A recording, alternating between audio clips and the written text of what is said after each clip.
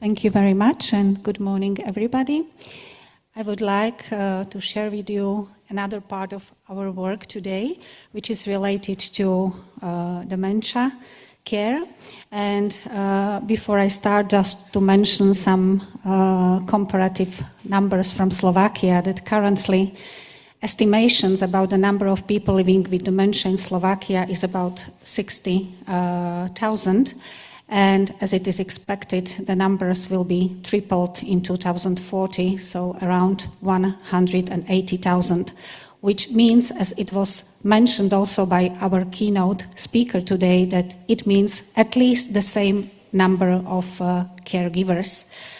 And if we look through eyes of caregivers, especially family caregivers or informal caregivers, we should have in mind that caregiving of person with dementia brings also some positive aspects, but the most important are challenges related to field of social life, emotions and health.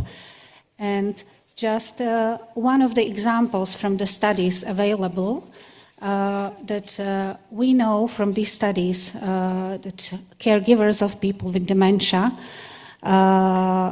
report usually worsening their health since they becoming caregivers, and regarding their health problems, quite a higher number of people experience different levels of depression or anxiety.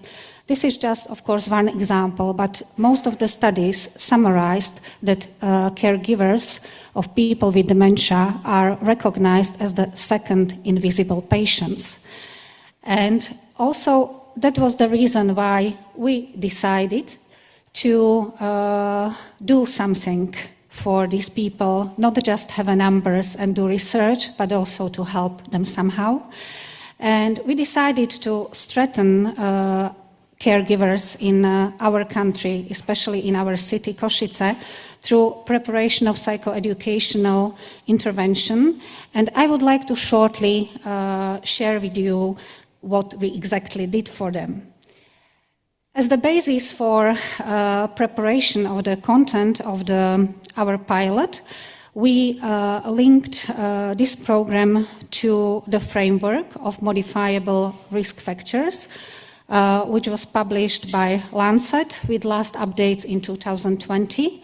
And we linked this important overview with specific material. In our case, it was the Dementia Post-Diagnostic Support Guidance.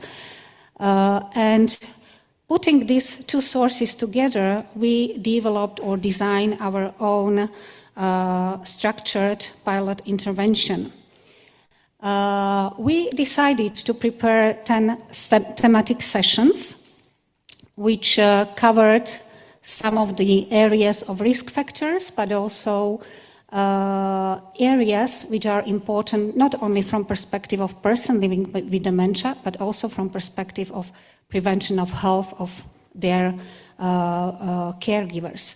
And as you can see, we linked these thematic sessions to our multidisciplinary team of professionals. And to provide you kind of proof, you can see real faces which participated in this program. And I'm glad that at least two of them are present also here with me, my colleague Marta and Pavel, and you could hear Pavel's presentations yesterday. How we structured the sessions, as you can see, we did it unfortunately during COVID time, partially, and each session duration was 1.5 hours in afternoon time. For each session, we had prepared specific invitation, but we use the same format for each session, and we use also different ways of invitations for these sessions. Also, the structuring the session was more or less similar, and as you can see on these pictures,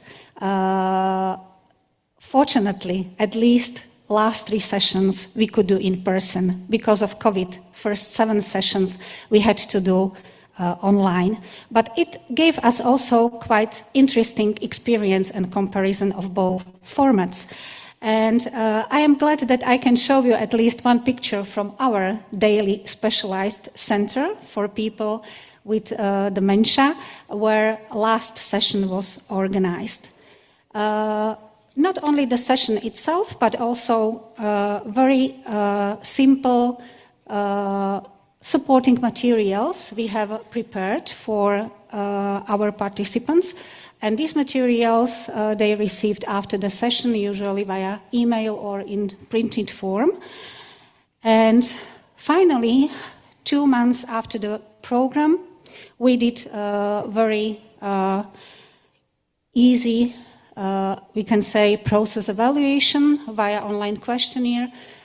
So we invited all participants who participated at least at one of these sessions, which presented altogether 32 respondents, and 15 of them replied to our questionnaire. Most of them were women with university educational background. Most of them were current informal caregivers, and also we have 2 potential informal caregivers and 3 formal caregivers participated in the program.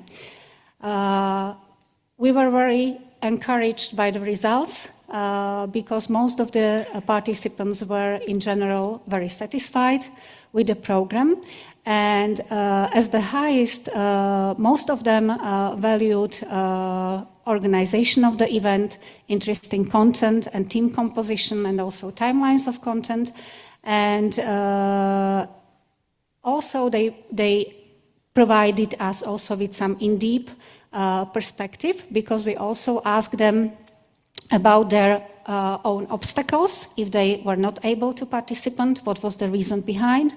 And the most important was workload, but also family obligations, sometimes timing or technical problems when they needed to participate in online form, or some kind of convenience that once they were at home, they was too tired to come somewhere for some meeting.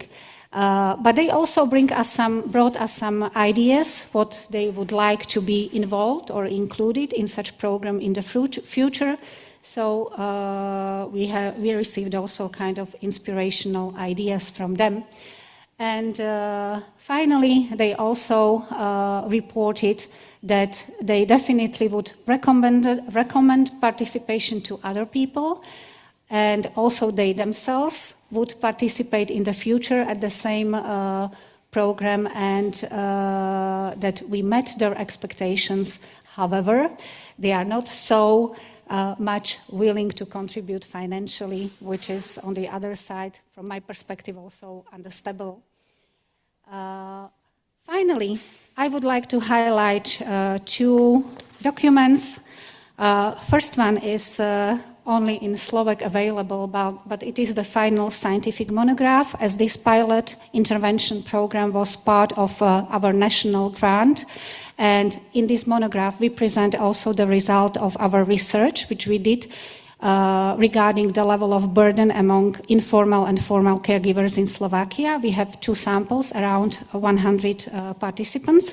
And the second is very fresh, but I found it as very interesting because it's a new publication, update on psychosocial interventions and dementia from France, which provided evidence-based, the most effective programs based on selected psychosocial interventions.